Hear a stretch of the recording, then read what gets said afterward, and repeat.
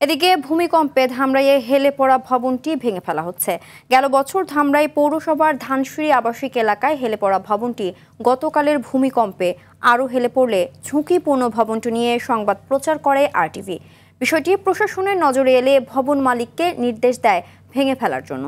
প্রশাসনের নির্দেশে সকাল থেকে ভবনটি ভাঙার কাজ শুরু করে মালিকপক্ষ।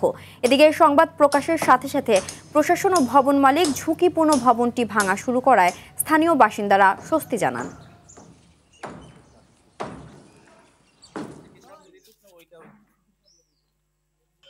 আমাদের আসলে এটা ভাঙার পরিকল্পনা আগে থেকে ছিল, তো কালকে ভূমিকম্প যেটা হয়েছে যার ফলে আমরা খুব দ্রুত এটার পদক্ষেপ নেই এবং আজকে সকাল থেকে এটা ভাঙার কার্যক্রম চলতেছে। আরটিভিতে সংবাদ প্রকাশের পরে যে প্রশাসন দিকটা শুরু হয়েছে বা বিল্ডিং মালিক সচেতন হয়েছে, তো তাদের প্রচারণার পরেই প্রশাসন এসে বিল্ডিং ভাঙার কাজ চালু করছে।